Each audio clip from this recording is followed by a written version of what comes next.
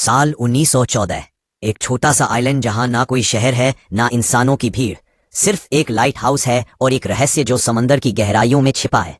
Film शुरू होती है एक शिप को दिखाते हुए जो साउथ अटलांटिक ओशन के रास्ते अपनी मंजिल की तरफ बढ़ रहा है। उस शिप पर एक वेदर ऑफिसर था, डेविड।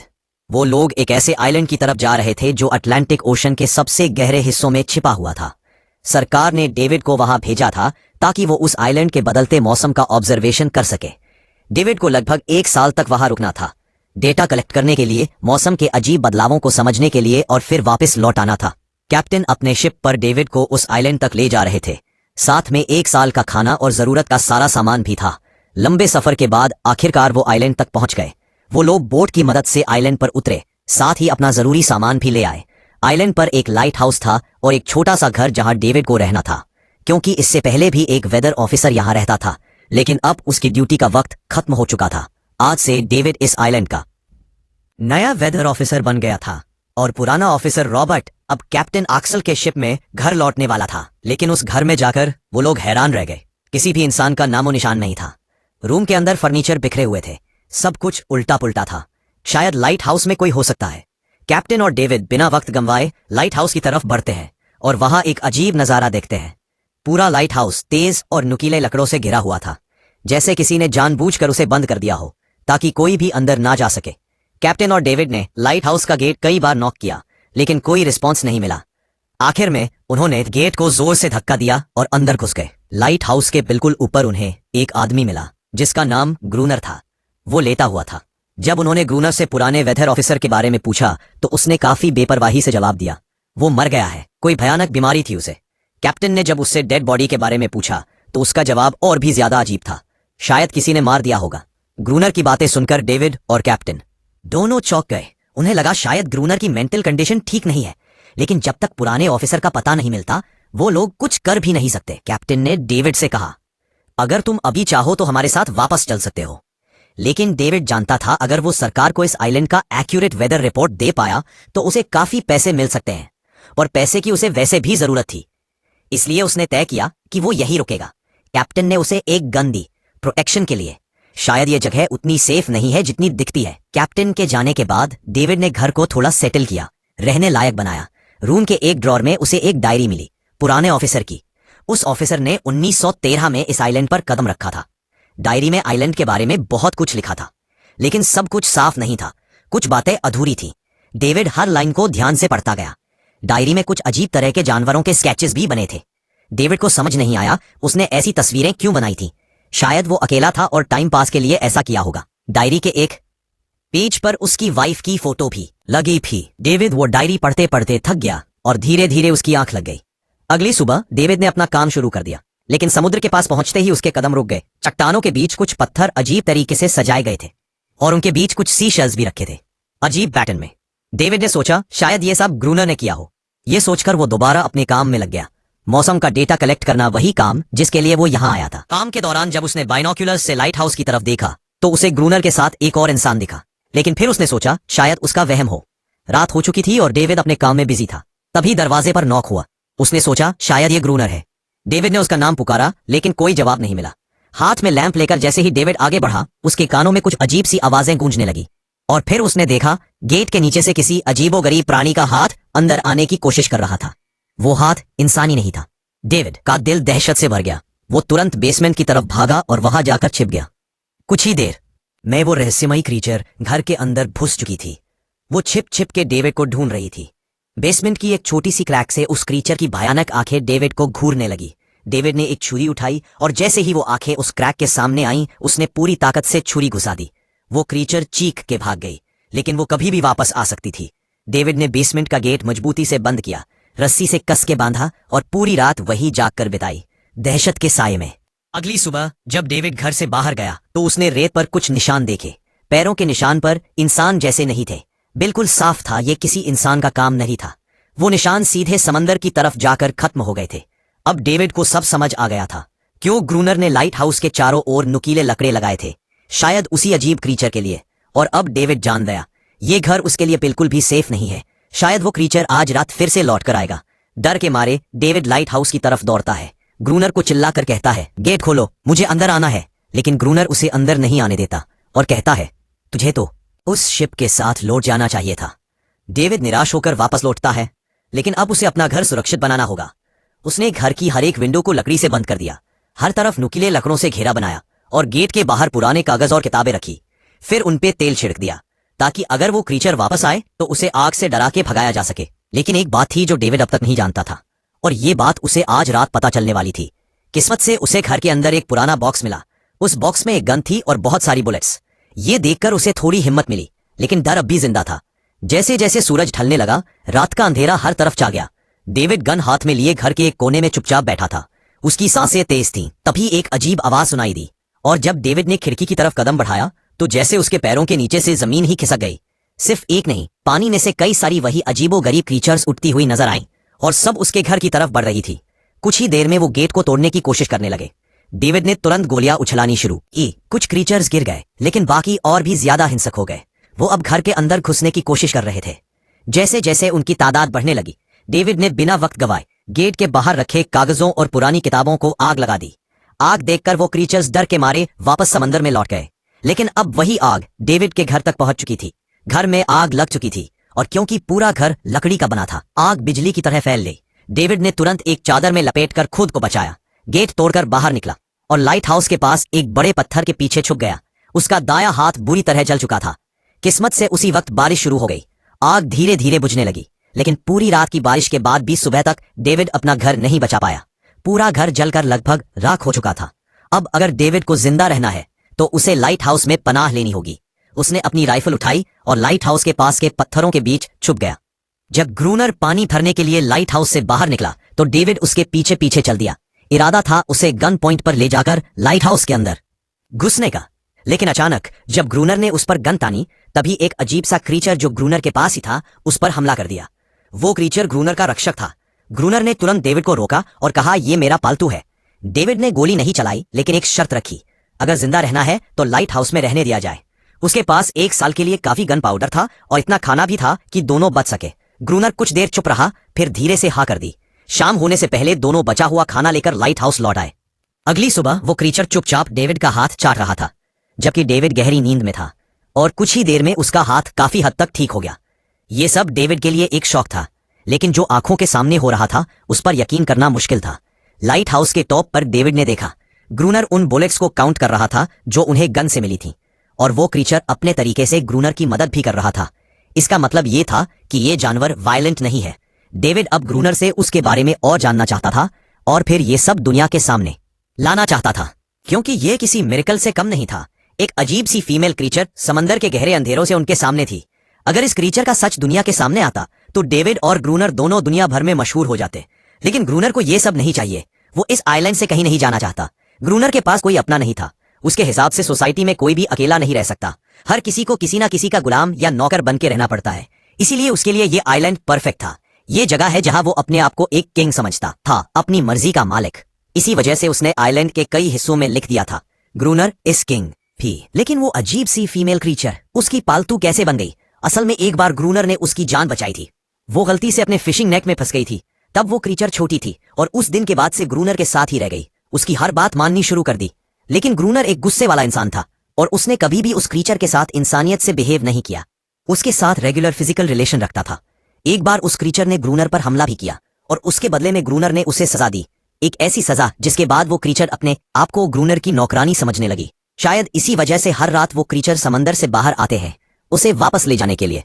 लेकिन वो क्रीचर दिन के उजाले में अटैक नहीं कर सकते। खैर, डेविड अब यहाँ और नहीं रहना चाहता। वो किसी आने वाले शिप को सिग्नल भेजकर ये जगह छोड़ देना चाहता है। लेकिन ये काम इतना आसान नहीं था। ग्रूनर का कहना था कोई भी शिप इस आइलैंड तक नहीं आती, लेकिन डेविड उसकी बात पर विश्वास नहीं करता। उसे यहाँ रहना अब बिल्कुल भी अच्छा नहीं लग रहा। उसे यहाँ घुटन सी महसूस हो रही है। वो जल्दी से जल्दी ये जगह छोड़ना चाहता है। शाम होने लगी है। ग्रूनर उसे कहता है, गन लेकर रेडी हो जा, क्योंकि वो क्रीचर्स कभी भी हमला कर सकते हैं। वो लाइट हाउस की लाइट ऑन करने के लिए तैयार हो जाते हैं और कुछ ही देर में समंदर से एक बड़ी तादाद में क्रीचर्स निकलकर बाहर आते हैं।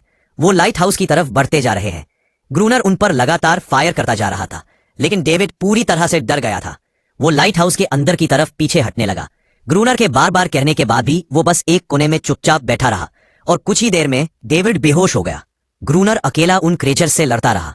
अगली सुबह ग्रूनर ने गुस्से में उसे उठाया और कहा, अगर तुझे लाइट हाउस में रहना है तो मेरी हर बात माननी पड़ेगी। रोजाना पानी भर के लाना, लाइट हाउस के छोटे बड़े काम करना और रात को उसके साथ गार्ड ड्यूटी भी देना, चाहे डेविड चाहे या ना चाहे। ये सब करना उसके लिए मजबूरी बन गई थी। जिंदा रहने के लिए उसे लाइट हाउस में रहना ही पड़ेगा। डेविड अब ग्रूनर के सारे काम करने को तैयार था, लेकिन एक चीज थी जो उसे कभी पसंद नहीं आई। रोज उस फीमेल क्रिएचर को अलग अलग तरीकों से फिजिकली टॉर्चर करना। लेकिन जो इंसान सालों से सुनसान आइलैंड पे अकेला रह रहा हो, उसका मेंटल स्टेट थोड़ा बिगड़ना बनता है। डेविड भी कुछ ऐसा ही सोचता है। शायद ग्रूनर का दिमाग अब ठीक नहीं है, लेकिन फिर भी उसकी बात माननी पड़ती है। रात होती है, दोनों फिर से गार्ड ड्यूटी के लिए तैयार हो जाते हैं और एक बार फिर वो क्रिएचर समंदर से निकलकर बाहर आते हैं। लेकिन आज डेविड को डर नहीं लग रहा। उसने फायर किया, पर आज ग्रूनर कुछ भी नहीं करता। वो डेविड को बाहर छोड़कर लाइट हाउस का गेट बंद कर देता है और खुद चुपचाप अंदर बैठ जाता है, ताकि डेविड खुद सीख सके कि इन क्रिएचर से कैसे लड़ा जाता है, वरना वो लड़ते लड़ते मर जाएगा। डेविड चीख कर मदद मांगता है, लेकिन ग्रूनर उसको मदद नहीं करता। इसी तरह लड़ते लड़ते वो रात कट जाती है और सुबह हो जाती है। सुबह ग्रूनर ने देखा डेविड लाइट हाउस के गेट के बाहर खून में लथपथ बैठा था। अब उसने सीख लिया था इन क्रिएचर से कैसे लड़ना है। उसके अंदर का डर जा चुका था। इसी तरह वक्त गुजरता गया, रातों को उन क्रिएचर से लड़ते हुए और दिन भर ग्रूनर के लाइट हाउस के काम संभालते हुए। ये आइलैंड अब उसके लिए एक बंद घर जैसा हो गया था। वो हर वक्त ये सोचता रहता कि कब ये जगह छोड़े, कब आजाद हो। समय के साथ साथ डेविड का उस फीमेल क्रिएचर के साथ एक अजीब सी दोस्ती बन गई थी। डेविड को उसके लिए अब बुरा लगने लगा था। अब उसे समझ आया था कि अपने लोगों को छोड़कर अकेला रहना कितना मुश्किल होता है। शायद वो क्रिएचर भी कुछ ऐसा ही महसूस करती थी। डेविड ने उस क्रिएचर को एक नाम भी दिया, एनेरियस। और फिर एक दिन उन्होंने देखा कि उन क्रिएचर के अटैक्स धीरे धीरे कम हो रहे हैं। डेविड सोचता है शायद सर्दियों में वो कहीं और चले जाते हैं, जैसे व्हेल्स करती है, या फिर शायद उन्हें समझ आ गया था इन दोनों से लड़कर कुछ नहीं मिलेगा। लेकिन ग्रूनर ने उसे साफ कह दिया, बिल्कुल नहीं, वो फिर से अटैक करेंगे। अब वो खुद को रिप्रोड्यूस कर रहे हैं, उनकी तादाद बढ़ती जा रही है। कुछ और दिन ऐसे ही गुजर गए। एक रात डिनर के बाद ग्रूनर और डेविड ने वक्त काटने के लिए चेस खेलना शुरू किया। लेकिन यहीं पे ग्रूनर से एक बड़ी गलती हो गई। वो दोनों खेल में इतने उलझ गए कि लाइट हाउस की लाइट्स ऑन करना ही भूल गए और अंधेरे का फायदा उठाकर क्रिएचर्स ने उन पे अटैक कर दिया। डेविड ने देखा वो क्रिएचर्स अब ब्रीड कर चुके हैं। उनकी तादाद इतनी ज्यादा थी कि दो लोग मिलकर भी ज्यादा देर तक नहीं लड़ सकते थे। गन्स के बुलेट्स भी ऑलमोस्ट खत्म हो चुके थे। किसी तरह बचते बचाते वो लाइट हाउस के टॉप तक पहुंच गए। लेकिन इस बीच ग्रूनर के पैर में गहरी चोट लग गई। वो क्रिएचर्स लाइट हाउस में घुसने की कोशिश कर रहे हैं और डेविड और ग्रूनर को कहीं से भी बचने का रास्ता नजर नहीं आ रहा। उन्होंने हार मान ली, लेकिन खुशकिस्मती से सुबह हो गई थी।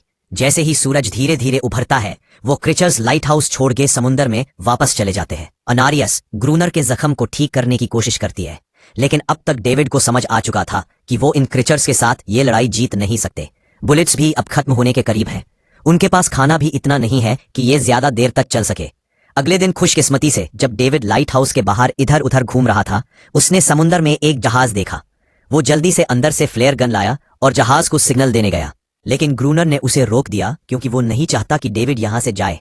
उसी वक्त अनारियस ने ग्रूनर पे हमला कर दिया। वो डेविड को ग्रूनर से बचाना चाहती थी। ग्रूनर किसी को भी ये आइलैंड छोड़ने नहीं देना चाहता। ये आइलैंड उसकी अपनी दुनिया है, जहां वो एक किंग की तरह रहता है, एक सर्वेंट है जो उसकी हर बात मानती है। वो इस जिंदगी को छोड़कर शहर वापस नहीं जाना चाहता और वो डेविड को भी जाने नहीं देना चाहता। इतने टाइम से अकेला रहने के बाद अब उसके पास कोई था जिससे वो बात कर सकता था। धीरे धीरे वो शिप डेविड की आंखों के सामने समुंदर में गायब हो गई। अब उसके पास कुछ भी करने को नहीं था। ऐसे ही कुछ और दिन बीत गए। ग्रूनर डेविड और अनारियस दोनों के साथ अब भी बुरा बर्ताव कर रहा था, लेकिन अनारियस को वो खास तौर पे मारता था जो डेविड को बिल्कुल पसंद नहीं था। एक दिन डेविड ने अनारियस को एक छोटी टॉय बोट गिफ्ट में दी जो उसने वेल की हड्डियों से बनाई थी। शायद इससे अनारियस का मन थोड़ा हल्का हो जाए। लेकिन जब अनारियस ने उस बोट को देखा तो वो डेविड को आइलैंड के एक ऐसे कोने में ले गई जहां वाकई एक असली बोट रखी थी। जब डेविड ने उस बोट के बारे में ग्रूनर से पूछा तो उसने कहा हाँ, उसे ऑलरेडी पता था कि आइलैंड के उस हिस्से में एक बोट है। कुछ महीने पहले एक आर्म स्मगलिंग शिप जो बहुत सारा गोला बारूद ले जा रही थी, समुद्र में आई तूफान की वजह से इसी आइलैंड के पास डूब गई थी। कुछ लोग इस आइलैंड तक बोट के थ्रू जिंदा पहुंच गए थे, लेकिन सुबह होने से पहले उनमें से कोई भी जिंदा नहीं बचा। सभी उस क्रीचर का शिकार बन गए। ये सब सुनते ही डेविड के दिमाग में एक प्लान आया। उनके पास एक डाइविंग सूट जैसा कुछ था। अगर उनमें से कोई उस सूट को पहनकर समुद्र के उस हिस्से में डाइव करे तो हो सकता है उन्हें कोई बुलेट्स या डायनामाइट मिल जाए जिससे उन मॉन्स्टर्स से लड़ना आसान हो जाए। लेकिन ग्रूनर ने इस बात से सीधा मना कर दिया। वो उस समुद्र के पास भी नहीं जाना चाहता था, पर डेविड अपनी जान के खतरे पर भी ये काम करने को तैयार था। कुछ और दिन इसी तरह गुजर गए। डेविड और अनारियस के बीच एक गहरा कनेक्शन बनने लगा। डेविड उसे पसंद करने लगा था। ये सब ग्रूनर ने चुपके से देख लिया और उसी वक्त पहली बार उसके मन में ये ख्याल आया शायद उसे डेविड की मदद करनी चाहिए। लेकिन ग्रूनर का असली इरादा कुछ और ही था। वो चाहता था कि डेविड उसकी मदद से समुद्र के नीचे रखे डायनामाइट के बॉक्सेस वापस सरफेस तक ले आए और उसके बाद उसे वहीं समुद्र में अकेला छोड़ दे ताकि वो क्रिएचर्स उसे मार दें। इस तरह डायनामाइट भी उसके पास आ जाएगा और अनहरियस फिर से उसकी गुलाम बनकर रह जाएगी। दोनों उस जगह पहुंच गए। डेविड ने डाइविंग सूट पहना और समुद्र के नीचे उतर गया। शिप पूरी तरह तबाह हो चुकी थी, लेकिन किस्मत अच्छी थी। उन्हें कुछ डायनामाइट के बॉक्सेस मिल गए। तभी अचानक सामने आ गए वो क्रीचर। डेविड घबरा गया और गिर पड़ा। आयरन डाइविंग सूट इतना भारी था कि वो हिल भी नहीं पा रहा था। वो ग्रूनर को ऊपर सिग्नल भी नहीं भेज पाया। ग्रूनर को लगा कि शायद वो क्रीचर डेविड को मार चुके हैं, लेकिन असल में वहां सिर्फ 2 छोटे बच्चे थे। डेविड ने पानी के नीचे प्रेशर बनाया और अपना डाइविंग सूट वहीं छोड़ दिया। वो सरफेस तक खुद तैर कर आ गया। उन्हें वहां कुछ पुरानी बॉक्सेस मिले जिनमें डायनामाइट थे। उन्होंने लाइट हाउस के आसपास 2 लेयर्स में डायनामाइट बिठा दिया ताकि जब अगला हमला हो तो वो मॉन्स्टर्स को एक ही बार में खत्म कर सके। कुछ महीने बीत गए और बर्फ गिरने लगी, लेकिन एक बार फिर वो क्रीचर्स गायब हो गए। अटैक बंद हो चुके थे। अब उनका मेन काम था लाइट हाउस चलाना और हमेशा की तरह पहरा देना। ग्रूनर का सबर अब टूट चुका था। शायद अनरियस ने उन मॉन्स्टर्स को डायनामाइट वाले प्लान के बारे में बता दिया था, इसलिए अब वो अटैक नहीं कर रहे थे। ग्रूनर गुस्से से पागल हो गया और अनरियस को पीटना शुरू कर दिया, लेकिन डेविड ने उसे रोक लिया। आखिर में दोनों ने मिलकर एक नया प्लान बनाया, लाइट हाउस का मेन गेट खुला छोड़ने का, ताकि जैसे ही वो क्रीचर्स पास आए डायनामाइट से उड़ा दिए जाए। कुछ ही देर में वो क्रीचर्स समुद्र से बाहर निकलने लगे। वो सीधे मेन गेट की तरफ बढ़े और अंदर घुसते ही डेविड पर हमला कर दिया। डेविड भी हिम्मत दिखाता है और उन मॉन्स्टर्स से टकराता है। जैसे ही वो क्रीचर्स लाइट हाउस के पास पहुंचते हैं, ग्रूनर डायनामाइट का लीवर दबा देता है, लेकिन ब्लास्ट नहीं होता। डेविड ने उसका कनेक्शन खोल दिया था। वो उसे दोबारा जोड़ना भूल गया था। डेविड तुरंत ऊपर भागता है और डायनामाइट का वायर जोड़ना शुरू करता है। तब तक वो क्रीचर्स लाइट हाउस पर चढ़ने की कोशिश कर रहे होते हैं, जिन्हें सिर्फ ग्रूनर रोकने की कोशिश कर रहा होता है अकेला। जैसे ही कनेक्शन पूरा होता है, डेविड पहला लेयर उड़ा देता है। कई क्रीचर्स ब्लास्ट में खत्म हो जाते हैं, लेकिन अभी भी काफी मॉन्स्टर्स लाइट हाउस पर हमला करने के लिए रेडी होते हैं। इस वजह से ग्रूनर दूसरा लेयर भी ब्लास्ट कर देता है। दोनों इस भयानक धमाके में बेहोश हो जाते हैं। अगली सुबह जब दोनों होश में आए, एनेरियस वहां नहीं थी। मरे हुए क्रीचर्स चारों तरफ बिखरे पड़े थे। ग्रूनर उन सबको मार रहा था जो जिंदा थे लेकिन जख्मी। तभी डेविड की नजर उनमें से एक के गले में लटके एक नेकलेस पर पड़ती है और उस मोमेंट पर डेविड को अपनी सबसे बड़ी गलती का एहसास होता है। जिन क्रीचर्स को वो अब तक वायलेंट समझते आए थे, वो भी इंसानों की तरह सिविलाइज थे, सिर्फ बोल नहीं सकते थे। शायद उनका लाइट हाउस पर हमला करना किसी वजह से था, लेकिन ग्रूनर के लिए ये सब बेकार बातें थी। उसके लिए वो इस आइलैंड का किंग था और हर किसी को उसका हुक्म मानना पड़ता था। उस दिन के बाद वो क्रीचर्स फिर कभी वैसे अटैक नहीं कर पाए, लेकिन हर दिन समुद्र के किनारे से एक रोती हुई आवाज आती थी। डेविड को अब तक नहीं पता था कि उन्होंने कितना बड़ा नुकसान कर दिया था। कितनी फैमिलीज टूट गईं, कितने बच्चों ने अपने लोग खो दिए, सिर्फ एक गलत फहमी की वजह से। अगले दिन डेविड ने समुद्र में उन क्रीचर्स के कुछ छोटे छोटे बच्चों को दिखा, वो सब जिन्होंने अपने परिवार खो दिए थे। डेविड ने पत्थरों का एक गोल सर्कल बनाया और उसके बीच में वो छोटी टॉय बोट रख दी ताकि अनारियस वापस लौट आए। लेकिन कितना भी इंतजार किया, अनारियस कभी वापस नहीं आई। एक सुबह डेविड ने देखा ग्रूनर बेहोश पड़ा था। उसके आसपास कुछ पुरानी चीजें रखी थी, उनमें एक पुरानी तस्वीर भी थी। और जैसे ही डेविड ने उस तस्वीर को देखा, वो हैरान रह गया। वो लड़की जिसका फोटो उसने पहले दिन ग्रूनर की डायरी में देखा था, वो कोई और नहीं, उसकी पत्नी थी। ग्रूनर की एक वाइफ थी और वो इस लाइट हाउस का वेदर ऑफिसर था, जो लगभग 1 साल पहले इस आइलैंड पर आया था। उसका असली नाम रॉबर्ट था, लेकिन उसने अपना नाम बदल लिया था क्योंकि अब वो कभी ये आइलैंड छोड़ना नहीं चाहता था। ये सब देखकर डेविड ने भी ये उम्मीद छोड़ दी कि वो तभी इस आइलैंड से जा पाएगा। अगले दिन शाम को जब डेविड समुद्र के किनारे गया, उसने देखा कि उस सर्कल में रखी छोटी बोट अब वहां नहीं थी, लेकिन उसी जगह पर उसने एक क्रीचर का छोटा सा बच्चा देखा जिसके हाथों में वो बोट थी। डेविड ने अपनी टॉर्च उस सर्कल के बीच में फेंक दी ताकि वो दिखाए कि उसका इरादा लड़ने का नहीं है, उसे किसी को चोट नहीं पहुंचानी, वो उनके साथ दोस्ती करना चाहता है। कुछ ही देर बाद समुद्र की लहरों से अनारियस निकलती है और उसके पीछे पूरा क्रीचर का ग्रुप भी समुद्र से उबर आता है। लेकिन इस बार कोई भी डेविड पर अटैक नहीं करता क्योंकि वो भी अब शांति चाहते हैं। उनका इरादा सिर्फ एक सेफ जगह पाने का था अपने बच्चों के लिए। जो हर एक जानवर करता है। उन्हें इस आइलैंड पे इंसानों की अचानक एंट्री बिल्कुल पसंद नहीं आई, इसलिए उन्होंने हर रात अटैक किया। लेकिन ये बात ग्रूनर को कौन समझाए, वो तो अब भी खुद को इस आइलैंड का किंग मानता है। ग्रूनर लाइट हाउस से बाहर आता है हाथ में बंदूक लेकर। डेविड उसे समझाने की कोशिश करता है, ये क्रीचर्स लड़ना नहीं चाहते, ये शांति चाहते हैं। लेकिन ग्रूनर किसी की नहीं सुनता। वो अनारियस को चीख कर कहता है, अंदर चली जाओ। लेकिन ये पहली बार था जब अनारियस ने उसकी बात नहीं मानी, क्योंकि अब वो उसकी नौकरानी नहीं रही, अब वो सिर्फ एक माँ थी जो अपने बच्चों के लिए खड़ी थी। कहानी अंदर से कमजोर महसूस करने लगता है, क्योंकि अब कोई भी उसका हुक्म नहीं मान रहा था। गुस्से में उसने लाइट हाउस की तरफ कदम बढ़ाए। डेविड को लगा शायद ग्रूनर को अब समझ आ गया होगा कि हर एक जानवर आजादी चाहता है, कोई भी किसी का गुलाम बनकर नहीं जीना चाहता। लेकिन ग्रूनर समझदार इंसान नहीं था। जैसे ही वो लाइट हाउस पहुंचा, उसने सिग्नल गन से एक फ्लेयर छोड़ी जो सीधा जाकर एक छोटे क्रीचर के बच्चे से टकरा गई। उस बच्चे की तुरंत मौत हो गई। सभी क्रीचर डर के मारे भाग गए और अनारियस ने भी डेविड पर से अपना पूरा भरोसा खो दिया। गुस्से से पागल डेविड तुरंत लाइट हाउस की तरफ भागता है और ग्रूनर से टकरा जाता है। उससे लड़ने लगता है, क्यों किया तूने ये सब? ये लोग तो बस शांति चाहते थे। लेकिन ग्रूनर इतना वायलेंट हो चुका था कि उसने डेविड को मारने का फैसला कर लिया। हाथ में आक्स लेकर जैसे ही वो डेविड पर वार करने जा रहा था, डेविड ने उसे उसके असली नाम से पुकारा, रॉबर्ट। ये सुनकर ग्रूनर एकदम रुक गया। असल में रॉबर्ट ऐसा इंसान कभी था ही नहीं। इस आइलैंड पर आने के बाद उसकी मेंटल स्टेट लगभग टूट चुकी थी। अकेलापन, अपनी वाइफ की मौत और गहरा डिप्रेशन, इन सब ने उसे ऐसा बना दिया था। वो असल में कोई किलर नहीं था, वो एक अच्छा इंसान था। वो क्रेचर्स कभी लड़ना नहीं चाहते थे, वो बस शांति चाहते थे। ग्रूनर ने उन्हें सिर्फ इसलिए मारा ताकि वो खुद को पावरफुल दिखा सके। और अब ग्रूनर को अपनी गलती का एहसास हो चुका था, इसलिए उसने खुद को उन क्रेचर्स के सामने सरेंडर कर दिया और कुछ ही पलों में उन्होंने उसे मार दिया। डेविड लाइट हाउस के अंदर खुद को लॉक कर लेता है। वक्त ऐसे ही बीतता चला जाता है और 1 साल बाद आइलैंड पर एक गवर्नमेंट ऑफिसर आता है। साथ में एक नया वेदर ऑफिसर भी होता है। डेविड को वहां से ले जाया गया और अब नए गवर्नमेंट ऑफिसर ने इस आइलैंड पर वेदर मॉनिटर करना शुरू किया।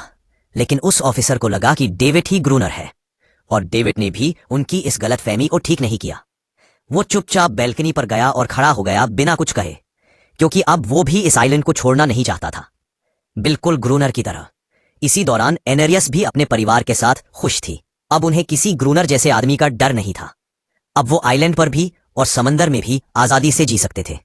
अगर वीडियो अच्छी लगी हो तो लाइक करें और चैनल को सब्सक्राइब